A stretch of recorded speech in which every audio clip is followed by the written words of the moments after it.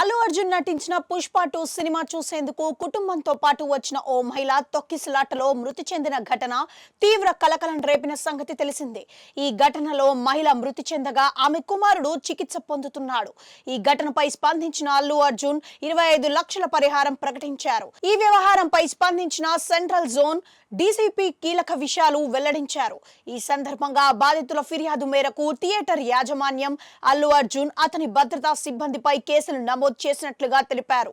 మరోపక్క ఈ వ్యవహారంపై తెలంగాణ సర్కార్ కూడా స్ట్రాంగ్ గా స్పందిస్తూ కీలక నిర్ణయం తీసుకుంది. ఇందులో భాగంగా ఈ ఘటనపై స్పందించిన మంత్రి కోమటిరెడ్డి వెంకటరెడ్డి థియేటర్ వద్ద జరిగిన సంఘటన బాధ కలిగించిందని అన్నారు. రేవతి మృతి పట్ల సంతాపం వ్యక్తం చేశారు. ఇక నుంచి బెనిఫిట్ షోలకు అనుమతి ఇవ్వమంటూ సంచలన ప్రకటన చేశారు. ఈ సమయంలో జాతీయ మానవ హక్కుల కమిషన్ లో కీలక పరిణామం చోటు చేసుకుంది. పుష్ప 2 సినిమాపై జాతీయ మానవ హక్కుల కమిషన్ కు ఫిర్యాదు అందగా ఈ పిటిషన్ ను విచారణకు స్వీకరించింది. దీనిపై దర్యాప్తు జరపనుంది. ఈ సమయంలో ఓ కీలక విషయం తెరపైకి వచ్చింది. ఇందులో భాగంగా సంధ్య థియేటర్ ఘటనలో ముగ్గురిని అరెస్ట్ చేశారు. అవును, అల్లు అర్జున్ పుష్ప 2 విడుదల సందర్భంగా హైదరాబాద్ లోని సంధ్య థియేటర్ లో జరిగిన తొక్కిసలాట కేసులో ముగ్గురిని పోలీసులు అరెస్ట్ చేసినట్లుగా ఏసీపీ తెలిపారు.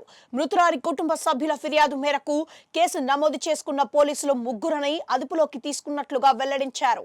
ఈ సందర్భంగా థియేటర్ యాజమాన్యంలో 8 మంది పార్ట్నర్స్ ఉన్నారని, వీరిలో ఒకరైన సందీప్ ని అదుపులోకి తీసుకున్నట్లుగా తెలిపారు. ఈయనతో పాటు lower upper balcony in charge Vijay Chandar, senior manager నాగరాజును అరెస్ట్ చేసి చెంచల్గూడ జైలుకు రిమాండ్ కు తరలించినట్లుగా ఏసీపీ వెల్లడించారు.